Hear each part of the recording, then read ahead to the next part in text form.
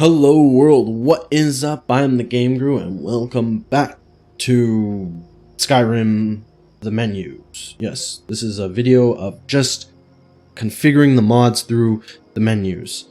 If you're not interested in watching an episode that is just mod configuration through menus, I suggest you go back to the gameplay where this is all going to take place, you know, the fun stuff. If you are like me and also interested in how the mods are configured and what I'm changing, then let's get to it. This is the mod configuration menu. We're going to do a couple things. Not all of the mods need configuration. If you're interested in what mods I'm using, I'll put a link in the description. It'll be on the site. Everything will be good. So we're just going to change the things that need configuration. So first, a matter of time. A matter of time is our clock widget. You'll see it up there in the top left. I don't like that, so it's a little too intrusive for me. So I just have my own little presets that I do. General. This is just through a trial and error, figuring everything out. So tab to enter on here. We want to change the date formula to the Tamriel date of week, then the day and the month. It doesn't matter what year it is. We don't really care. We're not going to be playing for that long. Don't get me started. So then we go to our display. This transparency should be around 65%. Actually, it's 65%. Now enter is to exit there, which is annoying. Transparency here, another 65%.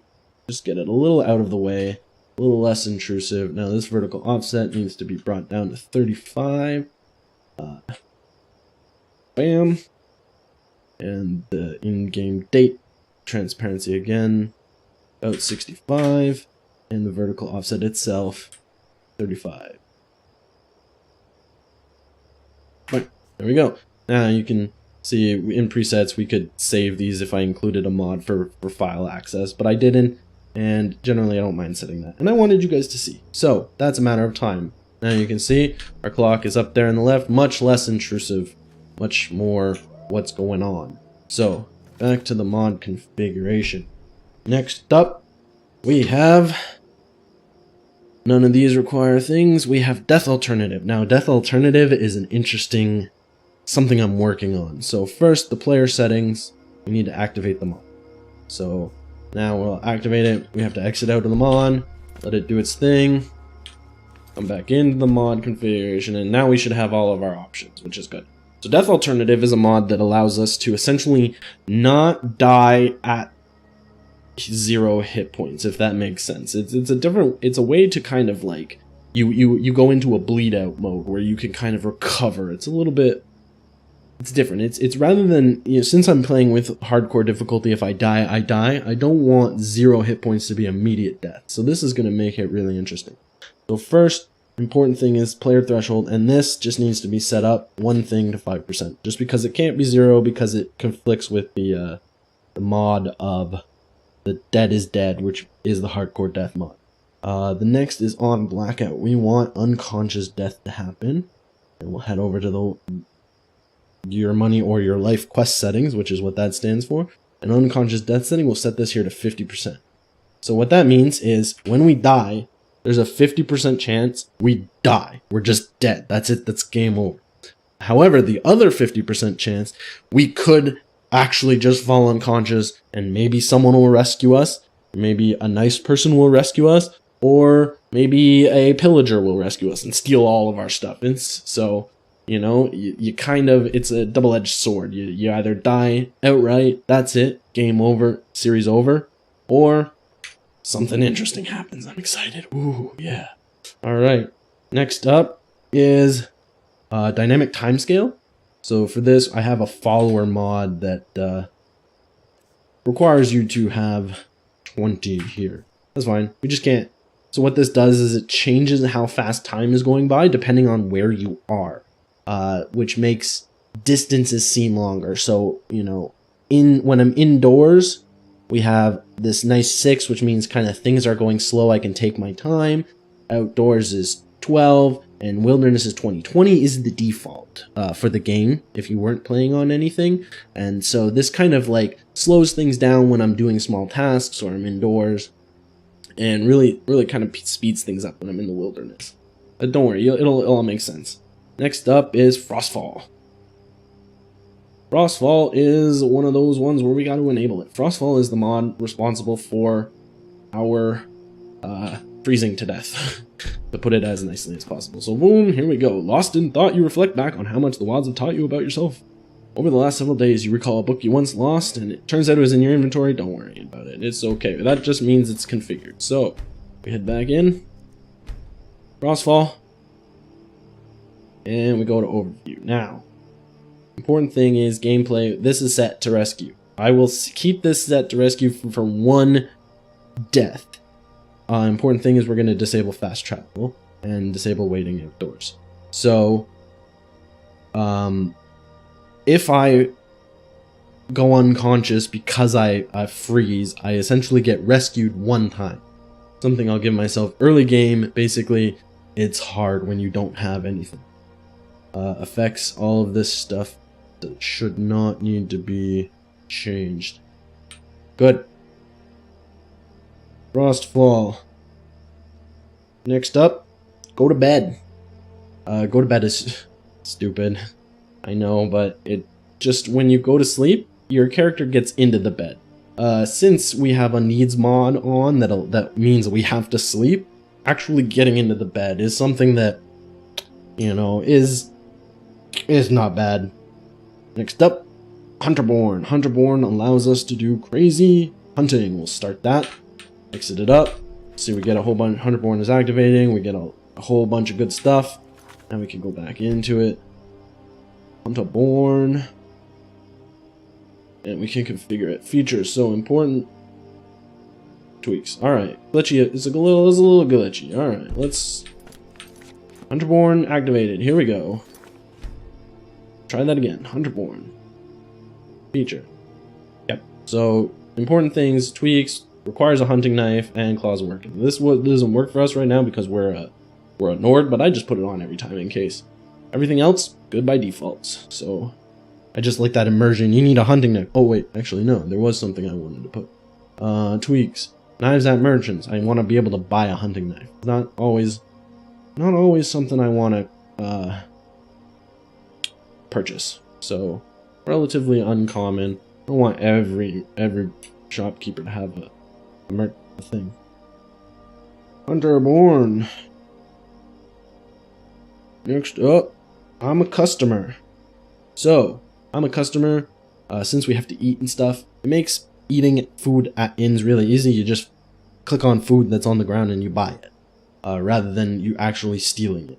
So this allows me to quickly eat food at any inn, but there's an option here for infinite food at home. I don't want infinite food anywhere. That's cheaty, so we're going to delete that. Next up, Immersive Citizens. This is a cool thing. Makes the NPCs more generic. Oh, they're all enabled. They weren't last time. So, there we go. It's all configured. Awesome. Immersive creatures good. Immersive horses requires some... Sorry, if you hear pages flipping, I have a couple pages of notes here that just remind me everything I need to configure. So, here we go. We would just... Immersive Horses makes horses a lot better. You can check that out. If I don't mention any of the mods, I don't know if I mentioned this, but they're all going to be in the show notes. If I did, I'm sorry. I've had to record this a couple times. So, immersive. So when we activate them, we want to ride. When we are sneaking, we want to show the menu, and then when we are mounted, we want to dismount. So that makes sense. We do this stuff, and we want last. No, there's no horse trap. There's no fast trap. So we don't care about. Let's put it on. I put it on for my ones that may allow me to. Oh, perma-stolen horses. Yes. So this Immersive Horses allows you to steal horses. I don't like that. So stolen horses are always stolen. You can't adopt them. You can't just say, well, you're mine now. I stole you. You know, it's kind of... I don't know. I like getting horses the hard way.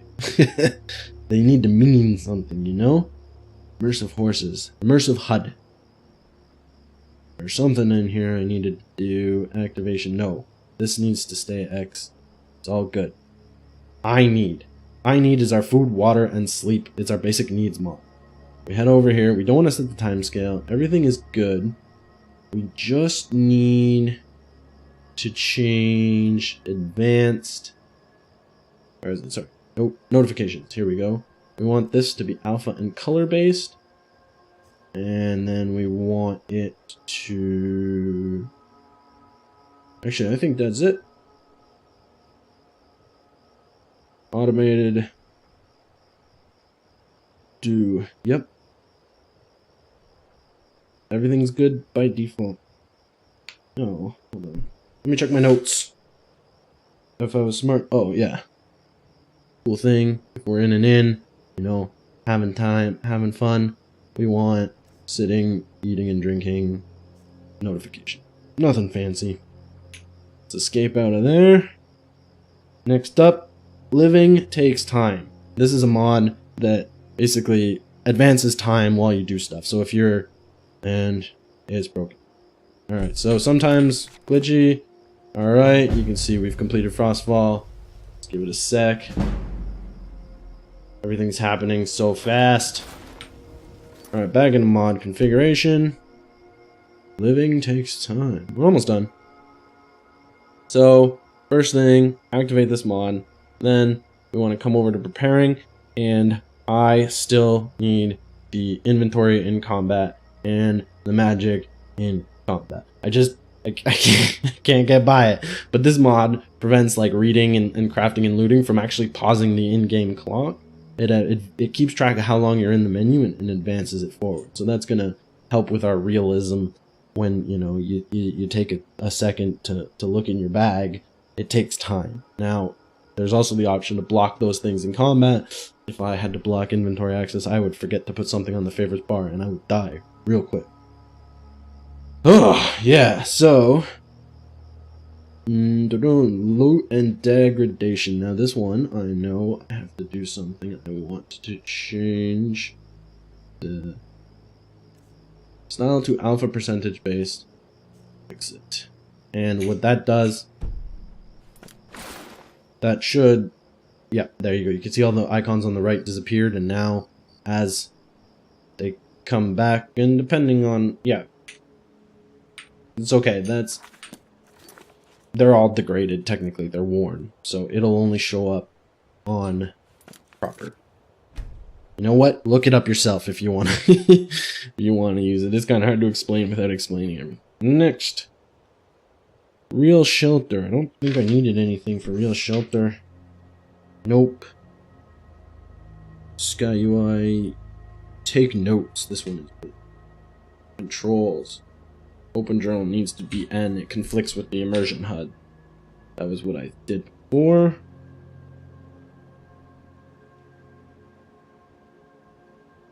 Yep, everything's looking good. More time. Oh, shoot. Shouldn't have enabled that. Whatever. We're all good. Wearable lanterns. Last immersion thing. General. Oil lanterns use oil. I guess it's safe. Cool. So, magic happens. Meters. Textual. So now, there's fancy lanterns and they take oil. So now you're going to see if I exit out of this menu, you'll see on the top left that it took time. So 26 minutes passed while I was in that menu. So we gotta go, we gotta eat. So let's go to our items. And let's see, what do we start with? We got some farm bread and, and some... how are we feeling? We're good. Now we just gotta sleep. So, sleeping is difficult. I'll harvest some gourds. So, yeah, that's it for the configuration, I think.